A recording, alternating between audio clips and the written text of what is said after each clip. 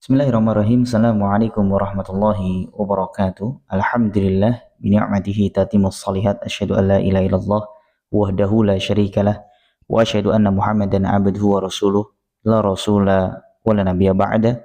Amma ba'du. Alhamdulillah, hadirin sekalian, semoga Allah muliakan. Kita kembali mengkaji hadis Arba'in An-Nawawi pada hadis yang ke-24, bagian yang kedua, ya, haramnya berbuat zalim. Kita lanjutkan dengan bersyukur kepada Allah Subhanahu wa taala dan bersalawat kepada Nabi Muhammad sallallahu alaihi wasallam. Dalam hadis yang kemarin kita lanjutkan, wa ja'altuhu bainakum haraman fala tazalamu. Allah mengatakan, aku menjadikan kezaliman ini haram di antara kalian, maka janganlah kalian saling menzalimi. Hadirin sekalian, makna zalim ini ada dua. Allah mengatakan fala tazalamu dalam hadis qudsi ini, wa ja'altuhu haraman bainakum. Aku menjadikan kezaliman ini haram di antara kalian. Kezaliman secara umum ini ada dua. Zulmun nafs, menzalimi diri sendiri. Kemudian ada zulmun ghair, menzalimi orang lain. Menzalimi diri sendiri ada bertingkat-tingkat. Yang pertama adalah kesyirikan kepada Allah Subhanahu wa taala, dan ini adalah kezaliman yang terbesar. Yang kedua adalah ma'asyid dengan berbagai tingkatannya. Zulmul ghair, menzalimi kepada orang lain, ini juga ada tiga hal. Yang pertama berkaitan dengan jiwa, kemudian berkaitan dengan harta, kemudian berkaitan dengan harga diri. Yang dimaksud dengan hadis Nabi SAW, fala tazalamu, dalam hadis qudsi ini, maknanya adalah janganlah kalian saling menzalimi. Ya, makna menzalimi ini adalah menzalimi orang lain. Jadi hadis yang sedang kita bahas ini berkaitan dengan kezaliman khusus, yaitu kezaliman berbuat zalim kepada orang lain. Tentunya kezaliman diri sendiri, ya, termasuk syirik atau ma'asyid, itu juga berbahaya. Ya, tentu sangat berbahaya.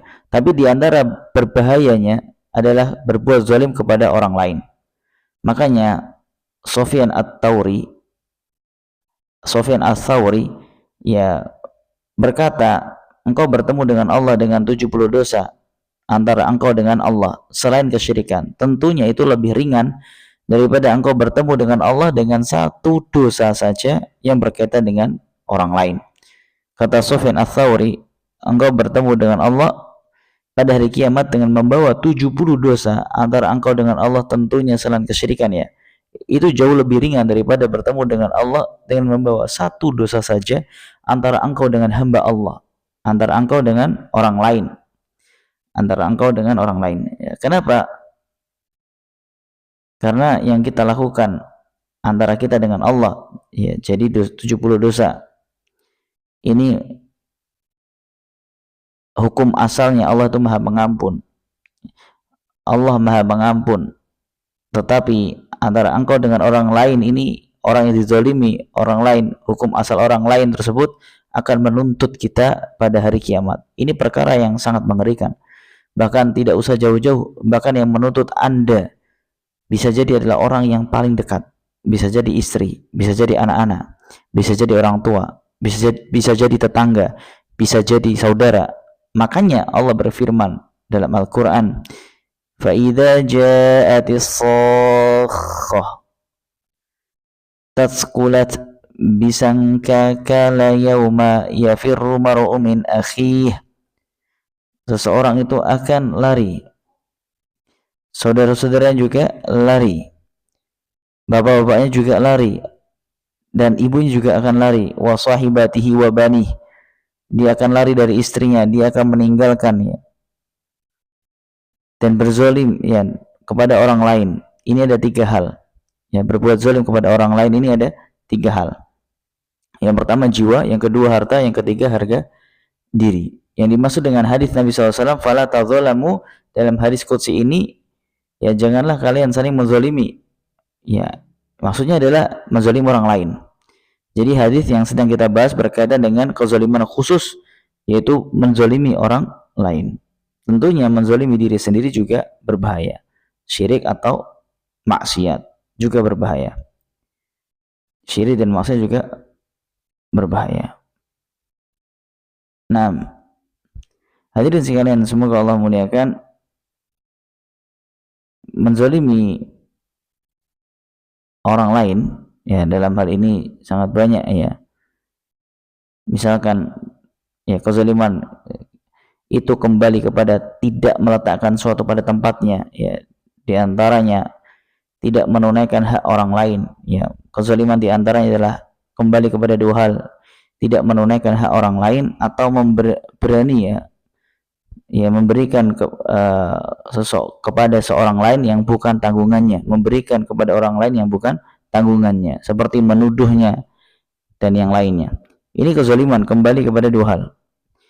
Bisa jadi seorang ketika di akhirat dia lari dari istrinya, takut istrinya menuntut sama dia, anaknya mungkin dia kurang memperhatikan selama di dunia, dia menzalim sama anaknya, atau lari dari orang tuanya tidak ditunaikan haknya, dan banyak hal yang lain. Itu kezaliman yang berkaitan dengan jiwa, harta maupun harga diri. Makanya Nabi SAW di dalam haji wada'nya, Nabi SAW berkata, inna dima'akum wa amwalakum wa aradakum haramun alaikum. Sungguh jiwa kalian, harta kalian, dan harga diri kalian haram atas kalian. Jangan kalian saling menjatuhkan, jangan kalian saling melukai jiwa orang lain, jangan kalian mengambil harta orang lain, jangan kalian menjatuhkan harga diri orang lain. Jangan. Sampai kata para ulama, hati-hati masalah harta orang lain. Jangan kalian gunakan harta yang bukan milik kalian. Ya, saya pernah menyebutkan ketika dalam kajian ya, jangan kalian pakai sandal orang yang kalian gunakan untuk berwudu, karena ini mengganggu orang lain dan termasuk tanpa izin. Ya, kemudian kalian basahkan pula sandal tersebut. Orang keluar ke masjid akan terganggu karena sandalnya basah, padahal sandalnya adalah sandal kulit, dan apalagi dipakai secara diam-diam. Ya, meskipun tidak dibasahi sandalnya, tetap tidak boleh dipakai karena tanpa izin. Ketika ada di zaman Nabi SAW orang yang bersumpah palsu untuk mengambil harta orang lain, maka dia akan masuk neraka. Maka seorang berkata, ya Rasulullah, wa in kana qadiban min Arab, bagaimana kalau dia bersumpah palsu hanya untuk mendapatkan satu siwak saja? Kata Rasulullah SAW, wa in kana qadiban min Arab, meskipun hanya satu siwak, dia menzalimi orang lain untuk mengambil satu siwak dari orang lain. Satu siwak itu misalkan 1 real, maka dia telah memasukkan dirinya dalam neraka yang jahat, yang jahanam. Maka seorang berusaha tidak menzalimi orang lain. Ketika ada seorang menulis surat kepada Ibnu Umar, wahai Ibnu Umar, ajarkanlah kepada aku ilmu seluruhnya. Ya, kata dia, ilmu kau suruh aku mengajari kamu seluruhnya. Ya, maksudnya ilmu itu sangat luas sekali. Ya, saya mau ngajarin apa? Ilmu itu sangat luas. Ilmu agama itu luas sekali. Tetapi, lakin ta'ata, jika kamu mampu, antal kallah, kau bertemu dengan Allah Subhanahu wa taala. Khafifat zahra, khamithal baton, wa khalisan. Kalau kau mampu bertemu dengan Allah dalam kondisi khamisal baton, kau tidak makan harta haram, harta orang lain kau makan. Dan qadifat zahar, kau tidak menanggung beban orang lain, ada hak orang lain belum kau tunaikan, jangan sampai. Khalisan, kau jaga lisanmu, tidak melukai harga diri orang lain, maka lakukanlah. Itu kesimpulan dari ilmu. Kita belajar ini supaya kita tidak berbuat zalim. Jangan kita menzalimi siapapun. Jangan kita menjatuhkan harga diri orang lain. Jangan kita mengambil harta orang lain. Jangan kita membebani orang lain di luar kemampuan atau tanggung jawabnya. Jangan kita menuduh orang lain dengan sembarang tuduhan atau melabeli seseorang. Jangan kita berbuat zalim. Khafifat zahar, punggung ringan, tidak memikul hak orang lain. Makanya kata Imam Syafi'i rahimahullah ta'ala, seburuk-buruk bekal ya bertemu dengan hari kiamat adalah berbuat zalim kepada orang lain. Jadi saya katakan di hukum asal kalau kita berbuat zalim sama orang lain, dia akan menuntut. Yang nuntut Anda bukan jadi orang lain. Ya bisa jadi ibu Anda sendiri menuntut Anda. Dia sendiri ingin selamat, mesti jadi bapak Anda yang nuntut sama Anda. Dia juga ingin selamat, anak Anda juga ingin selamat. Ya, istri Anda juga akan nuntut Anda. Tapi kalau Allah, hukum asalnya adalah afu, memaaf. Minta maaf lebih ringan. Makanya Yusuf bin Abdullah dengan fikirannya berkata, lebih baik kau bertemu dengan Allah dengan 70 dosa di antara engkau dengan Allah daripada satu dosa tapi kau menzalimi orang lain. Makanya Nabi SAW bersabda, bagaimana aturan di hari akhir? Kata Nabi SAW, man kanat indahu mazlamatun li akhihi faliyadatullahu minhul qaum yaum qabla alayakunna dinar wala dirham. Barang siapa yang punya kezaliman kepada orang lain berkaitan dengan harta atau jiwa atau harga diri, pernah menghina dia, pernah merendahkan dia, pernah mengejek dia, pernah menuduh dia, ya maka hati-hati. Ya betul-betul hati-hati. Banyak zaman sekarang di medsos tuduhan sana sini sembarangan, orang ngawur nuduh sana sini. Masya Allah, luar biasa, subhanallah. Dikira semuanya kemudian ya begitu saja dibiarkan oleh Allah Subhanahu wa taala tanpa dicatat. Ya, meskipun sudah tersebar, terlanjur dan sebagainya, ada yang cuek, ya, ada yang takut kepada Allah. Fariyatullahu minhul yaum. Ya, entah yang dia yang minta dihalalkan hari ini qabla alayakuna dinar wala dirham, sebelum datang hari tidak bermanfaatnya dinar maupun dirham. In kana lahum amalun salih ukhida min hasanadihi. Kalau dia punya amal soleh maka dia harus bayar kezalimannya dengan amal soleh tersebut. Diambillah pahalanya dia zalim tersebut, yang ia zalimi tersebut.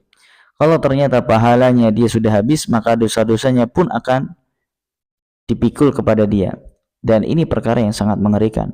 Ya, mumpung kita masih hidup, kita ingat siapa yang pernah kita zalimi, maka segera minta maaflah. Tidak usah kita ego, sombong. Ya, karena problemnya kalau kita meninggal atau dia meninggal lebih dulu, belum sempat kita minta maaf, kita meninggal terlebih dahulu belum sempat kita maaf sama orang tersebut, atau dia meninggal terlebih dahulu dan kita belum minta maaf, subhanallah. Ya, saya mengenal, sekedar cerita saja, saya mengenal ada seorang wanita yang dizalimi oleh wanita lain. Kata yang ia tuduhkan sampai rumah tangga wanita ini rusak gara-gara wanita tersebut, karena suami wanita ini percaya kepada wanita yang menuduh tadi, karena kelihatannya dia solihah, berjilbab dan sebagainya, sehingga informasi ditelan mentah-mentah sampai akhirnya rumah tangganya rusak dan akhirnya kembali berjalan selama bertahun-tahun. Dan wanita ini sangat cuek, dia tidak dendam kepada wanita yang merusak hubungan rumah tangganya, bahkan dia baik sama anak-anak wanita yang menzalimi dia, sampai akhirnya entah berapa tahun, 10 tahun kemudian, belasan tahun kemudian, wanita tersebut meninggal dunia. Wanita tersebut meninggal dunia menzalimi dia. Mungkin dia berpikir, mungkin dia merasa bersalah. Akhirnya wanita yang menzalimi wanita yang pertama tadi, ketika mau meninggal, menelpon kepada sang wanita. Dia mengatakan, saya punya salah sama kamu, saya minta maaf, saya minta maaf. Sang wanita ini pun bertanya kepada suaminya karena dosa tersebut berkaitan dengan dia dan suaminya.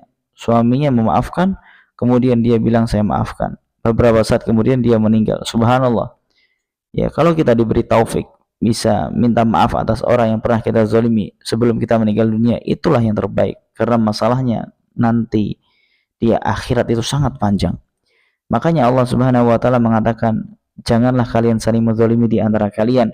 Kalau kita bisa hidup tanpa menyakiti orang lain, tanpa menuduh orang lain, tanpa makan harta orang yang haram, tanpa memukul orang lain, tanpa menyebabkan kematian orang lain, tanpa menyebabkan luka orang lain, lakukanlah.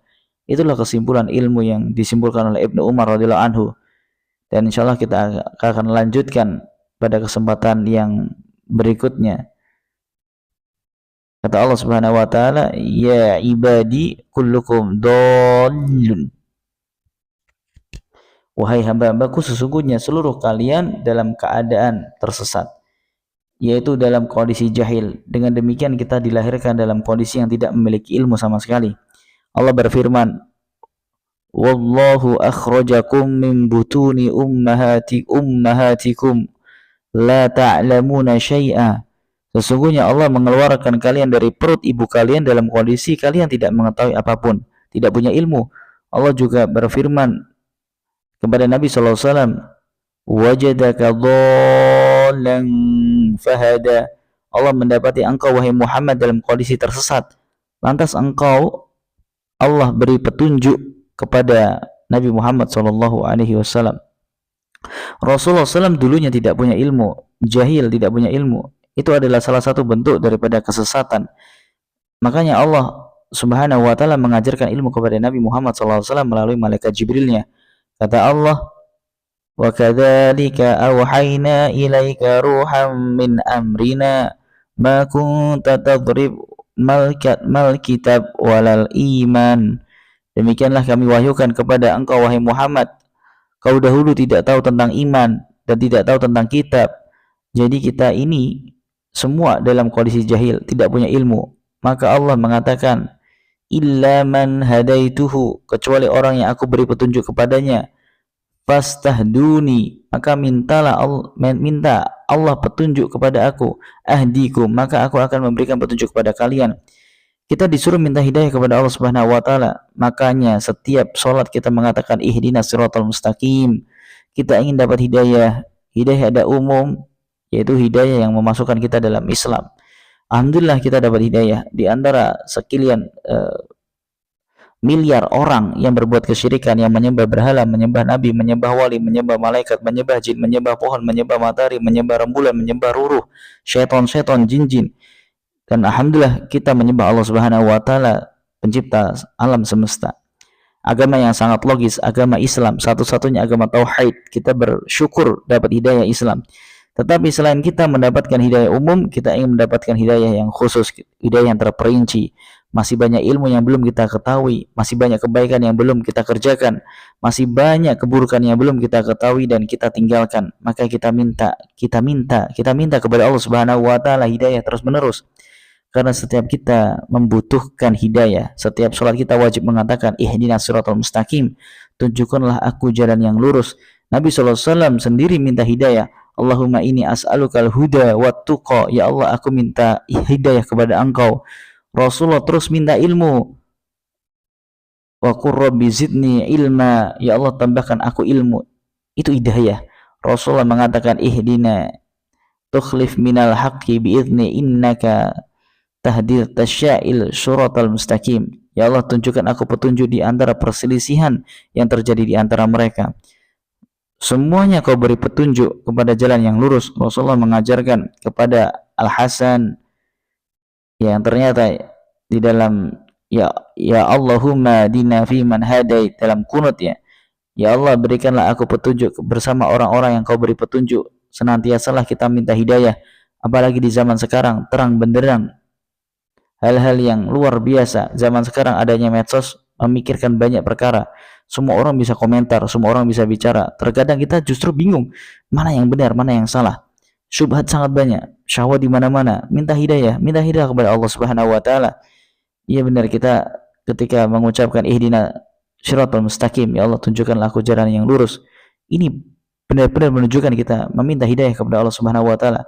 Ahdikum, kata Allah, maka aku akan beri hidayah kepada kalian. Kemudian Allah mengatakan, ya ibadikum ja'i, wahai hamba-hambaku, kalian seluruhnya adalah kondisi yang lapar. Ilaman at'amtuhu, kecuali aku beri makan kepada kalian. Ya, maka benar ya, siapa yang beri kita rezeki, siapa yang menumbuhkan tumbuh-tumbuhan, siapa yang menurunkan hujan, siapa yang menyiapkan tanah, siapa yang menumbuhkan biji-bijian, semua itu adalah Allah Subhanahu wa taala. Allah Subhanahu wa taala mengatakan tanah, air, hujan. Kata Allah, afara'aitum matasrabun antum anzaltumuhu minal muslih al-amrohul munzilun. Tidaklah kalian lihat tentang apa yang kalian minum dari air hujan? Apa kalian turunkan air tersebut dari langit, atau kami yang menurunkan? Launa sya'ul jalnahul ja'jan. Kalau kami berkenan, kami jadikan air hujan dalam kondisi asin. Falau tasrukun. Kenapa kalian tidak bersyukur kepada Allah Subhanahu wa taala? Fali'aun zuril insanu illa ta'ami. Kata Allah, seorang hanya melihat apa yang dia makan.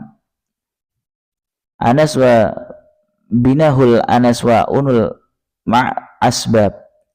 Tuma syakanal al-ardo syakka fa'amsatna fi habba. Kata Allah, lihatlah apa yang kalian makan, yang turunkan air hujan untuk membasahi tumbuhan tersebut. Allah Subhanahu wa taala, yang biji tersebut bisa membelah bumi di biji yang kecil, yang lembut tahu-tahu bisa membelah tanah. Kami membelahkan tanah baginya. Fa'ambatna fiha habba, ya kami tumbuhkan yang semua yang dilakukan oleh Allah Subhanahu wa taala. Kita merenungkan apa yang lagi kita makan. Ini prosesnya sangat panjang. Kalau Allah tidak kehendaki, seorang tidak akan bisa makan. Maka kata Allah, kullukum ja'i, semua kalian itu lapar kecuali yang aku beri makan. Fastamta' itu maka minta makanlah kepada Allah Subhanahu wa taala. Ud'imkum, maka aku akan beri makan kepada kalian. Ya ibadi arin, wahai hambaku, kalian semua itu tidak berpakaian atau telanjang. Ila man kasautuhu, kecuali yang aku beri pakaian kepadanya. Ini menunjukkan seluruh rezeki dari Allah Subhanahu wa taala. Fasta'suni, minta kepada Allah Subhanahu wa taala pakaian dariku. A'sukum, maka aku akan beri pakaian kepada kalian. Ini kata Ibnu Rajab Al-Hambali, ya, perkataan yang indah, berkata bahwasanya dua hal beliau menyampaikan. Yang pertama, ini menunjukkan seluruh makhluk perlu kepada Allah Subhanahu wa taala. Mestinya selalu butuh kepada Allah Subhanahu wa taala dalam segala maslahatnya, dalam masalah makanan, masalah minuman, masalah pakaian, masalah hidayah, selalu butuh kepada Allah Subhanahu wa taala. Dan Allah mengatakan, antumul fuqara'u ilallah, wahai manusia, kalian seluruhnya kalian adalah fakir kepada Allah Subhanahu wa taala. Wallahu alwani walhamdi, dan Allah maha kaya dan maha terpuji. Kemudian juga ini juga dalil bahwasanya hendaknya anallaha yuhibbu ayyash sahalu ibad jami'a masalahim. Allah sangat suka. Perhatikan, ini poin yang sangat indah dari Ibnu Rajab ketika mensyarah hadis ini. Dia berkata, Allah suka jika hamba-hambanya minta kepada Allah dalam segala urusan baik dunia maupun agama. Minta makan, minta minum, minta pakaian, seluruhnya minta kepada Allah. Allah juga suka dimintai, maksudnya. Makanya Allah mengatakan, ya, mintalah makan kepadaku, mintalah pakaian kepadaku, mintalah hidayah kepadaku, mintalah ampunan dariku.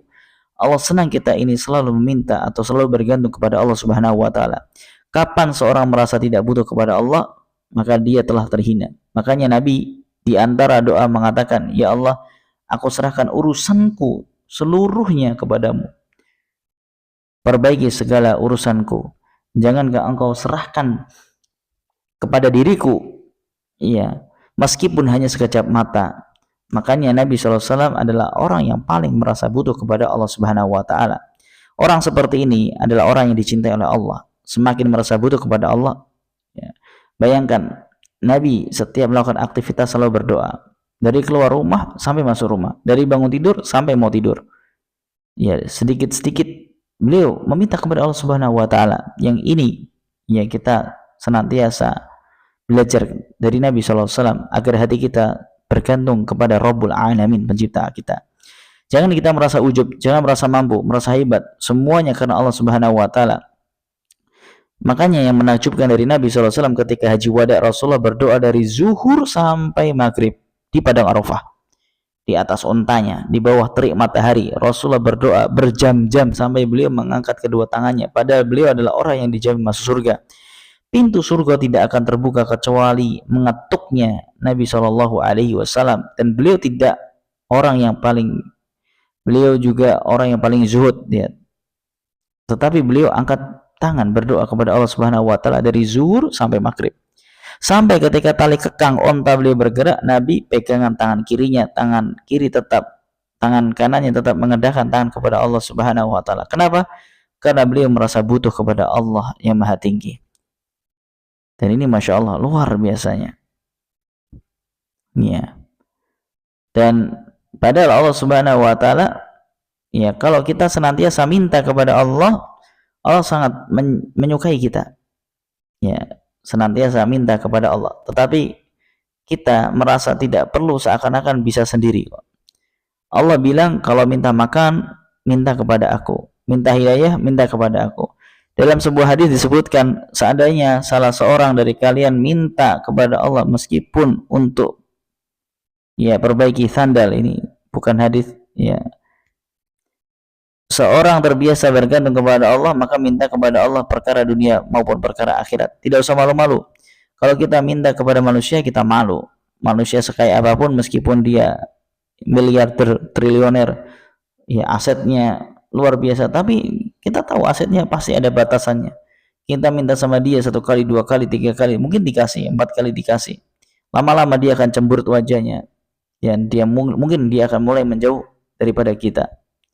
Ya, wajar saja karena asetnya sangat terbatas. Namun Allah Subhanahu wa taala tidak terbatas asetnya. Kita minta kepada Zat yang Maha Kaya, yang tidak akan berkurang kekayaannya. Kalau dia mau kasih kita kekayaan yang paling kaya, maka itu pun tidak akan mengurangi kekayaan Allah Subhanahu wa taala. Maka Allah menyuruh kita untuk senantiasa bergantung kepada Allah, seperti minta pakaian, minta makanan. Kemudian kita minta ampun kepada Allah Subhanahu wa taala. Kata Allah Subhanahu wa taala, "Ya ibadi innakum tu'ti'unna bil layli wan nahar." Wahai hambaku, kalian tuh senantiasa bermaksiat di malam hari, siang hari. Itulah kita. Siang hari kita melihat yang tidak-tidak, malam hari kita tidak bisa menjaga lisan kita, kadang kita tidak menjaga pendengaran kita. Wa ana aghfiru dzunuba jami'a, aku mengampuni seluruh dosa kalian. Fastaghfiruni aghfir lakum, maka mohonlah ampun kepadaku, niscaya aku akan mengampuni kalian. Itulah sifat manusia yang dosa merupakan sifat yang menyertainya. Nabi SAW berkata, kullukum bani Adam khata' wa khairul khata'i at-tawwabun. Seluruh Bani Adam, anak Adam, pasti selalu melakukan kesalahan, dan sebaik-baik yang bersalah adalah yang bertaubat. Kata Allah, fastaghfiruni, minta ampun kepadaku, aghfir lakum. Ini hal yang sangat kita butuhkan sehari-hari. Kita ini di zaman sekarang pasti tidak luput dari dosa. Siapa yang berinteraksi di dalam medsos, dia pasti berdosa. Dia pasti melihat hal-hal yang menurut pandangan syar'i sangat merugikan, ghibah, namimah. Dia pasti mendengar hal-hal yang tidak baik. Entah dia komentar, tidak suka komentar tanpa dibangun di atas data yang valid. Banyak hal-hal yang dosa kita lakukan. Fastaghfiruni, minta ampun kepada Allah. Aghfir lakum, maka Allah akan ampuni kita. Jangan ragu-ragu. Dan orang yang paling beruntung adalah orang yang senantiasa beristighfar.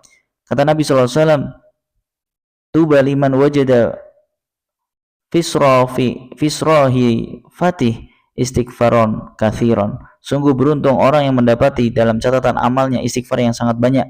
Apa yang disampaikan Nabi SAW? Ya, maka senantiasa kita ingat-ingat. Ya, karena disinilah tanda barokahnya Nabi SAW, yaitu senantiasa beristighfar dengan yang beristighfar, ya, meminta ampun kepada Allah Subhanahu wa taala. Demikian dapat kami sampaikan, kurang lebihnya mohon maaf. Insyaallah kita lanjutkan pada bagian yang ketiga berkaitan dengan haramnya berbuat zalim. Akhiru da'wana alhamdulillah, subhanakallahumma bihamdika, asyhadu an la ilaha illa anta, astaghfiruka wa atubu ilaik. Wassalamu alaikum warahmatullahi wabarakatuh.